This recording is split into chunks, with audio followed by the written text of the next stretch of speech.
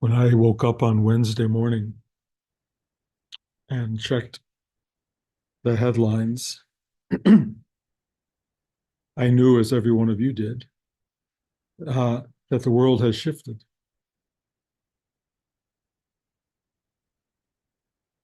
And I expected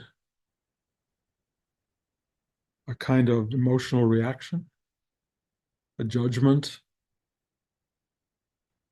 a projection, disturbance, but it didn't happen, at least not Wednesday morning, or even for most of the week. What happened was something very familiar, which was a profound acceptance and surrender of the unchangeable, inevitable truth of being that has endless external manifestation, but internally, it is pure, simple radiance. It is not changeable. Being born into the world of impermanence, we experience nothing but change. And sometimes those changes are minor, disturbing, complicated, friendly, terrible, horrific. But at the same time, if you have discovered any path into your core being, you will find that there is a place of unexpected, perhaps amazing stability and centrality that is a welcoming to that which always is, no matter what happens outside. And I started to share this with some of my friends who couldn't wait to hang up from my conversation. Don't tell me that. It's too much information, too deep, too spiritual. And people really hugging the drama of the moment. I mean, hugging it. And um, and then I discovered that as I tried to speak with a deeper resonance, that it was really uh, painful for people because they saw it in terms of the collective um, illusion that certain things are going to happen in the world that are going to deify people who are getting elected, that this is all part of a larger scheme and all of that, which, from a more awakened liberal perspective, perhaps that's not a pretty thing to see. And I started to shut my mouth because mostly people don't want a spiritual perspective. They want, uh, in a sense, the drama, the heightened drama, because if nothing else, it makes you feel unbelievably alive, very present tense, very much in the world. And you may not like the world, but it's right in your face. It's the same thing I see on television when people's houses burn down. And it is horrifying and terrifying on every level, but they arrive at a place of impermanence that speaks to them. And you can feel something coming out of them that may rarely exist, a kind of surrender. Not easy, not fun, but deep. My son was saying to me, this is Joshua, yesterday, that in a little bit of a way, what's happening is like getting a death sentence. You have to process the finite aspect of life and inevitability of leaving it all behind.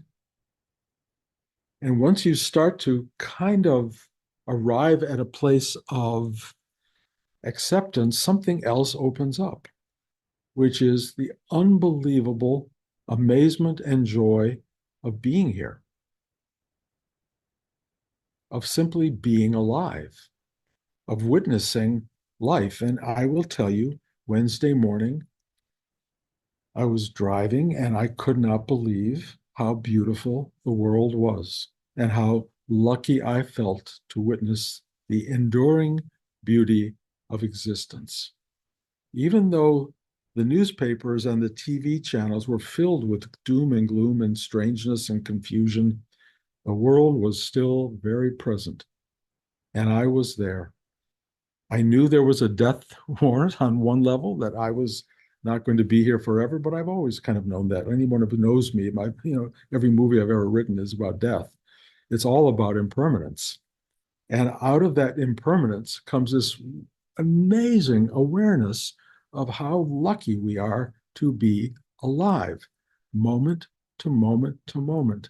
And something starts to happen, which is that you start to feel the totality of your life in a kind of nostalgic way, filling your time and space so that you are totally and wholly encompassing the journey you've been on. And it is so rich and so exquisite. And you start to feel it for the people who've shared that with you. And in my case, of course, I talk about Blanche a lot. And I can only say I thought I loved Blanche as much as I could. But in this new experience that I'm having in life, not totally affected by election outcome, but by being aware of the transitional elements of life, I am aware of the vastness and the enormity of our connection and of our journey together and what it means to share a life with another human being and how beautiful and exquisite that is. Some of us get that, some of us don't get that.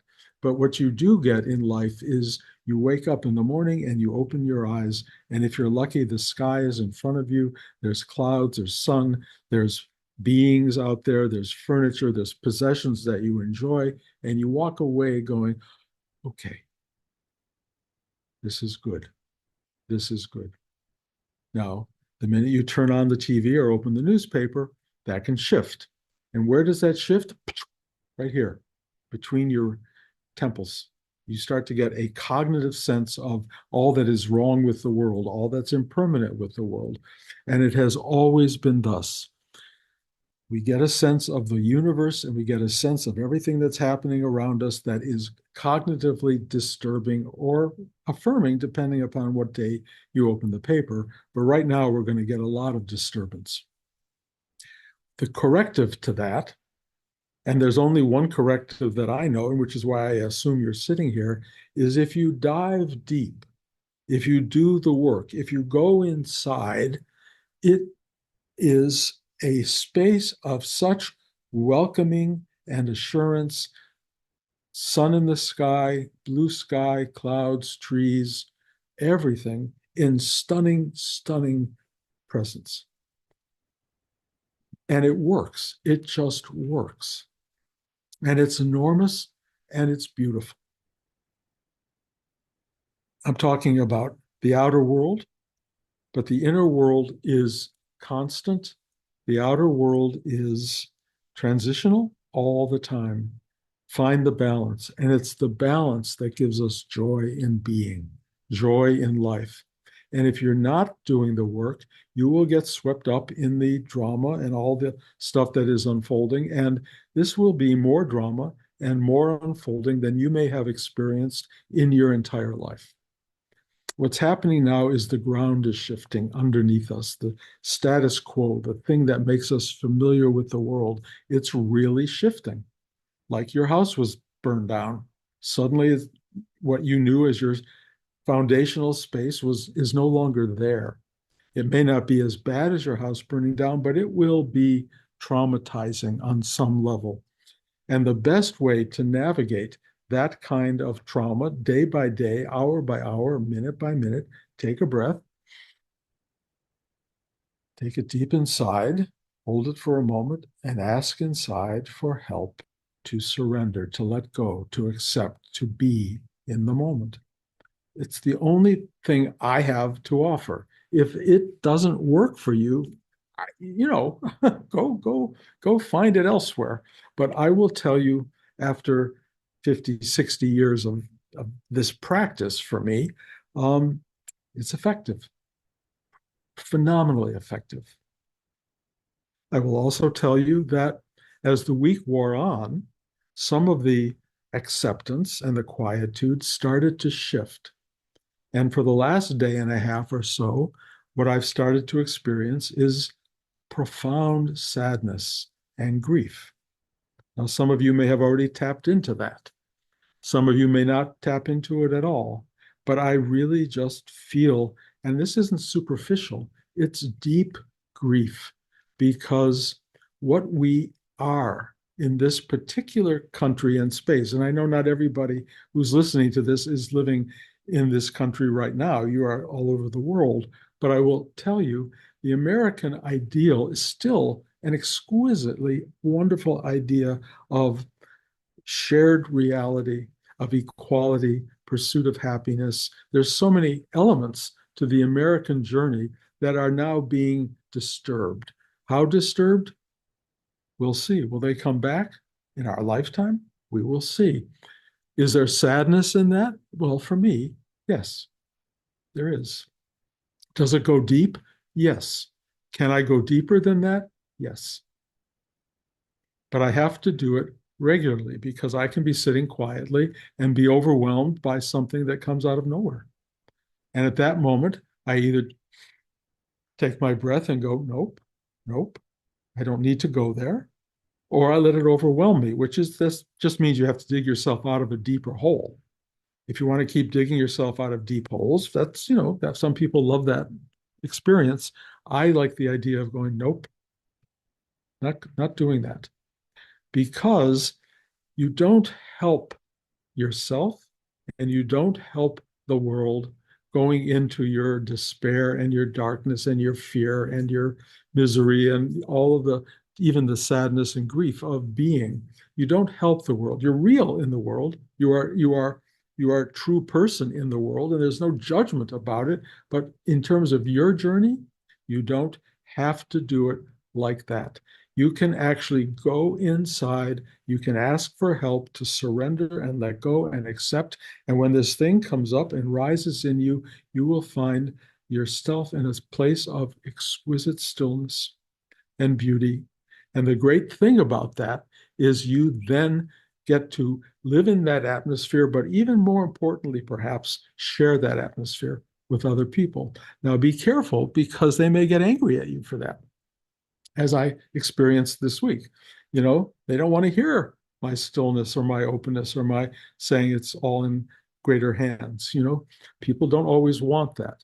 So you have to be conscious, big part of spiritual evolution, be aware of the other, of what people want, what they're feeling, what they're thinking, and then deliver what is the most conscious version of care and empathy that you can muster for another human being. And right now, from what I can tell, there are a lot of people out there in our country, in our culture, who need your warmth, your embrace, your kindness. They just need it. And you have a capacity to deliver that. And if you live up to that, one, you're fulfilling a much greater sort of directive of the universe, and you are serving yourself. And of course, you're serving everybody around you. Do you need to do that? No. Can you sit there and writhe and go through your drama? Yes. Do you want to do that? Maybe. Your choice. I would say that probably the better solution is nope. Nope. Not going to do that, especially right now, because the temptation to give in to the collective Sturm Drang that people are expressing right now is enormous. It's just enormous. So I'm just trying to offer you an alternative. If you want the alternative, not hard, just a breath, just an ask. If you want it, do it. If you don't want it, We'll sit here every week for as long as we can and try to offer a reminder that you can do it, and maybe even an attunement for a moment to it happening and feeling like I can breathe again, or I can be part of the world again, because it's still worth being part of. It's still an amazing space. Also, it has never been other than this. This is the history of the world. It gets dark and it gets light. It gets horrific and it becomes beaming back again, beautiful and more remarkable than before. Our whole country, the American experience, came out of great suffering and great inequality. No people leading the country who couldn't care less about us, charging us for tea and people throwing the tea into the bay in Boston, because we were being taxed for something that we couldn't should not be taxed for. People get angry and they fight back and they come back to a place of higher resolution. And this country was born on that. So can it be reborn on that? Absolutely. Can the underpinnings of that be sustained? Absolutely. How does it get sustained? By you, just by you, period. And how do you do it? You don't have to get out there and march with signs. You don't have to do anything really except emanate this clarity and compassion for yourself and for others and move forward. I've been looking at a lot of the diagnoses of how this all came to be, which is really kind of fascinating. And you hear people angry. I mean, there's so many different voices out there, and you probably best not to pay attention. But I was looking for something, and I sort of found it, and I realized I'd found it when I was in the first grade, and I knew it in the first grade. Excuse me, I just knew it. There were people in my class. Billy, I won't give you his last name, although God knows where Billy is at this point in time. And he was part of a group of kids in my first grade, second grade class, Verner School in Detroit. And he was not smart. He could not get the answers to the questions that the teacher was asking in math or in history or whatever else we were talking about. Reading was hard for him.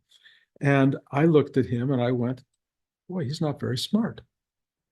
And I knew intuitively at the age of whatever I was at that point uh, that he was different and that he was going to have a hard time in the world. I don't know how I knew that, but I did. I don't know what happened to him.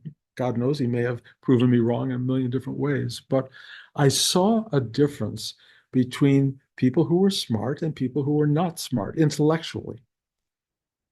And I saw that they were crouching down in a way because they didn't want to be seen or known. And the smart kids in the class were, hands up, yes, asking, they're raising their hand all the time and answering all the questions. And I was kind of more in that group, let's say, than the other group.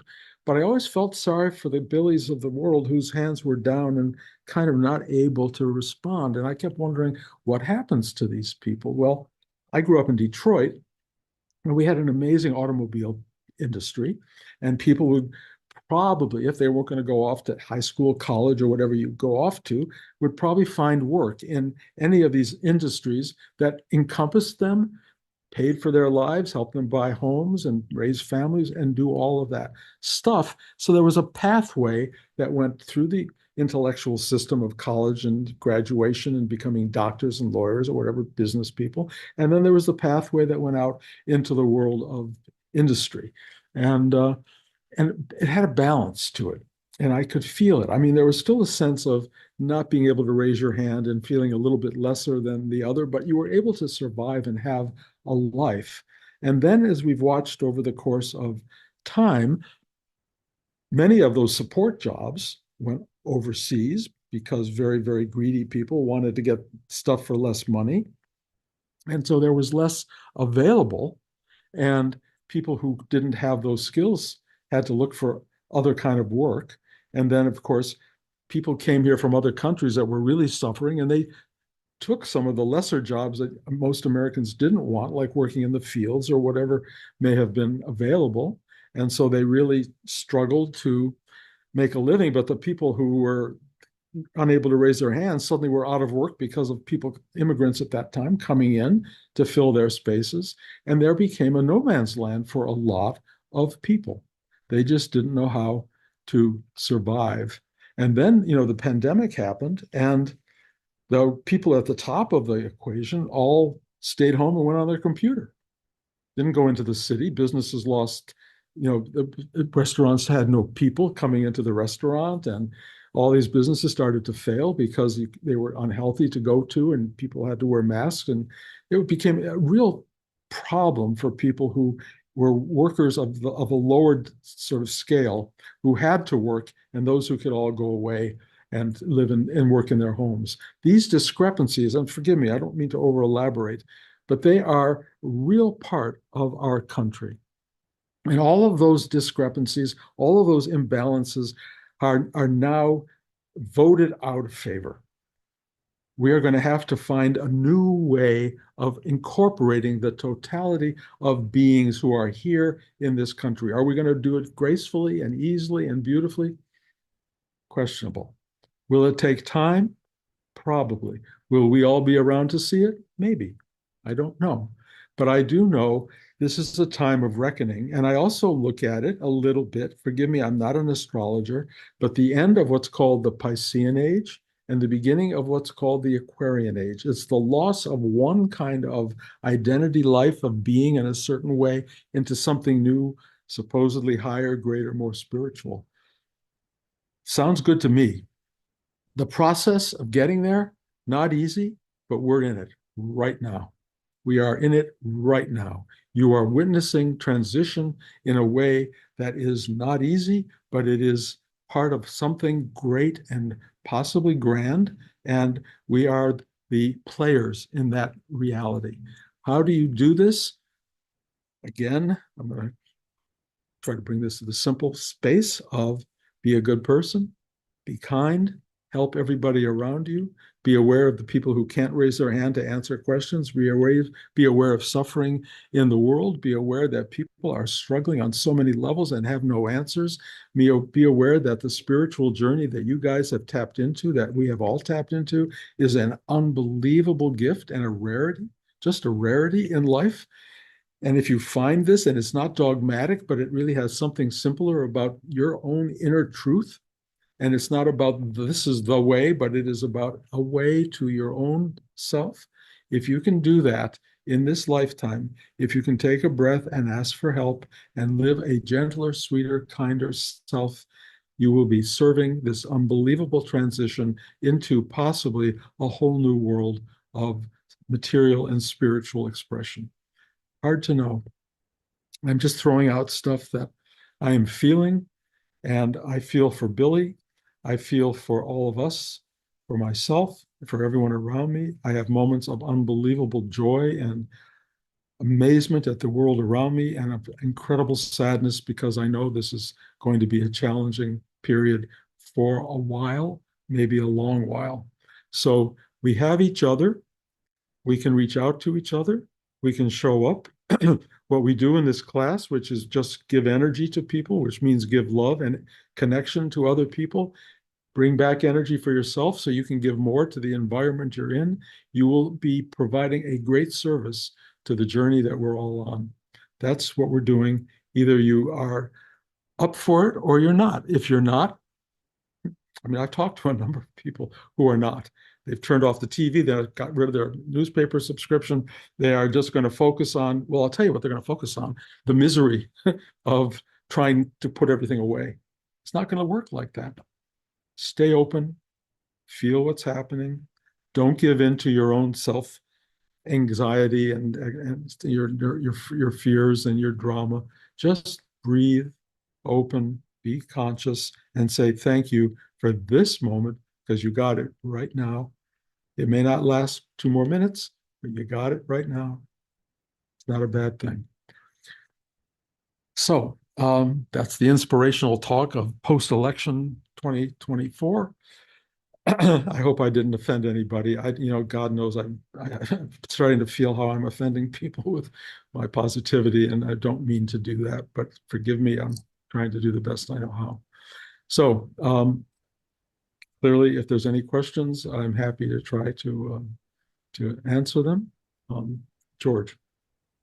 I'm just reflecting on, I'm 83. I've survived like 14, 15 presidencies. And we've survived Nixon, we survived Dick Cheney and Bush too. We'll survive this also. George, if you can't hear that, it's just saying we've survived some pretty difficult presidents before, and that we will survive this one as well. I have no objection to that idea. I think It's scary though when you got a 12-year-old guy driving the bus who doesn't know what he's doing. that's true. You would like to have somebody who has a little more instinct for what's happening. But all I can tell you is trust is a good word, and faith is a good word, and we all have those skills. So use them. Are we at the end here? I feel. Oh, Marty, Steele. I wish I could have had a higher spiritual reaction to the events of last week, but I didn't and I don't. And I'm someone who lives 8,500 miles away. And it just occurred to me that I needed to do something about this, or this was going to, the shock, the disappointment, the anger was going to be with me for a long time. And I just decided this was a good time to go on a 10-day Vipassana retreat.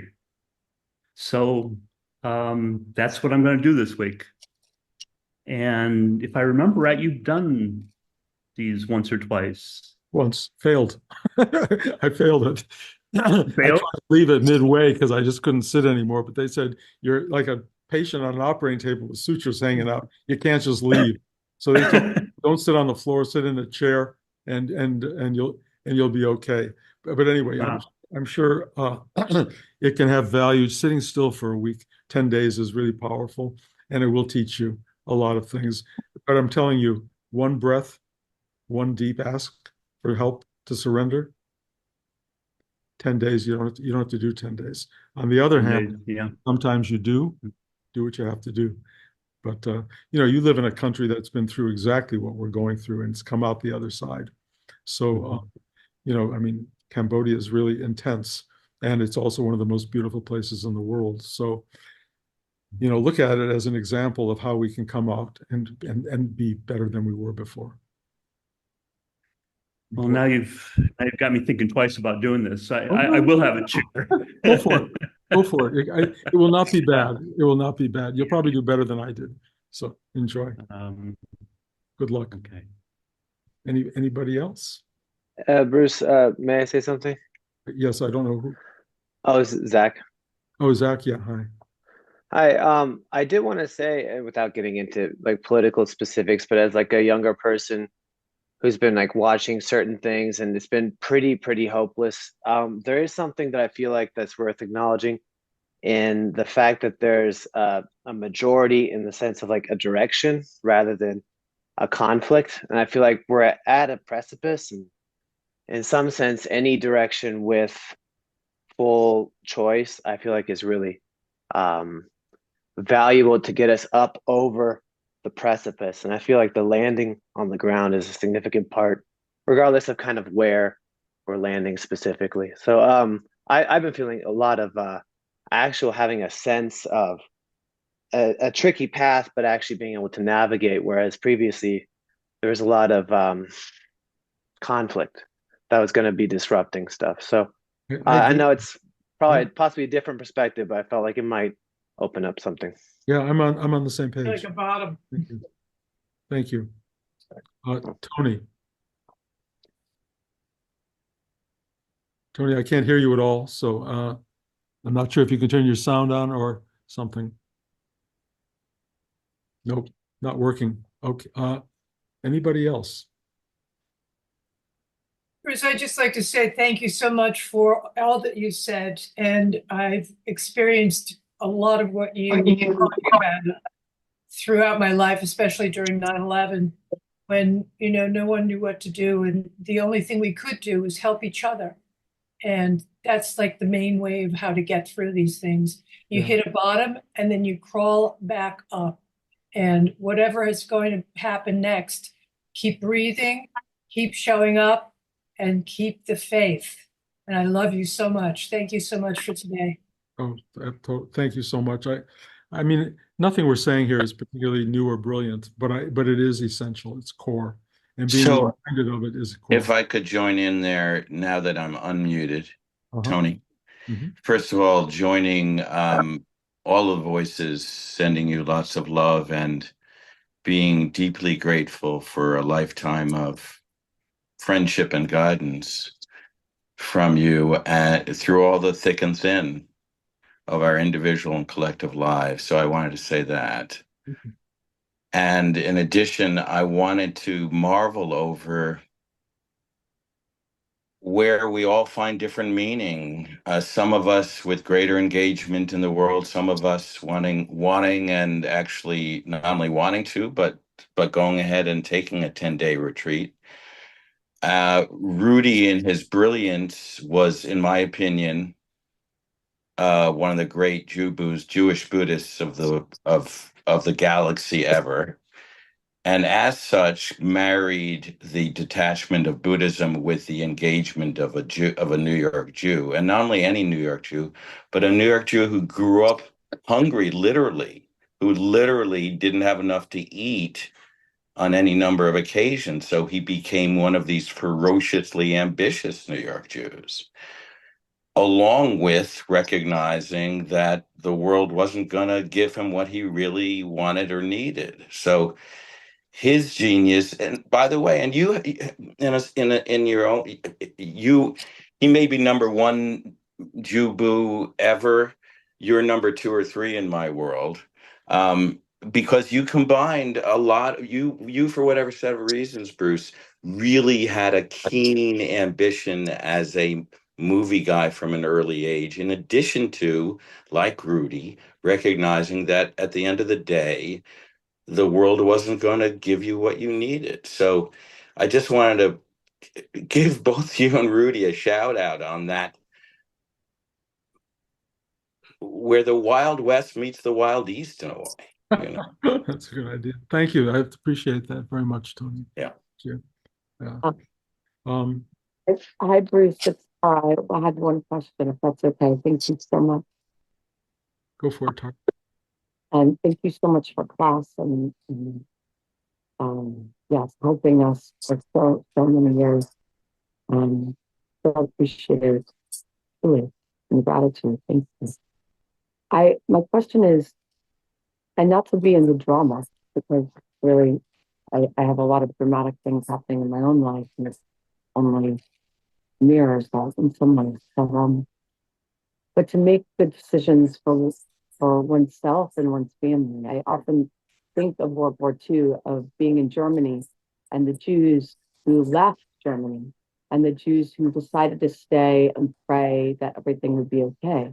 And there is something to acknowledge in this, I think, as an intellectual and as a smart person, of to make decisions and to see what's happening in the world and pay attention and make decisions while you still can have autonomy, and to be able to get out of a country that is going downhill or is becoming taken over with a fascist regime, and who knows where that will take it. But to not get involved in all that, but to just remove oneself and to move to a country that is not having that happen. If And if you find the country where it's not happening and where there's no potential for upheaval, great. If you feel like moving away from this as though that will actually change the equation on some level, great. But the world's in a pretty difficult state, and what's happening right now is worldwide. I mean, I know it's America's at the core of it, but what's happening is cosmic in a very real way. So I'm not sure you can escape it. You can run if you want, but you can't hide. And if you try to hide, good luck, because I mean, things will come up that will be totally unexpected, and safety is not existent on this planet, in this world. So I would not overly encourage you in that direction, but I wouldn't discourage you either. And if you find a really good place, make room for all of us to join you. Anybody else? Okay. Thank you, guys. Until next week, we'll continue this as best we can, and just lots of love. And this is going to be every week is going to be a ride. Every week is going to be a challenge. You have to grow up, guys. This is it. The easy part's over. Even though you may feel too old and not ready to handle all of what's arriving, this is the journey now, and it just takes going nope and taking a breath and asking for help. That's all you got to do. Do it.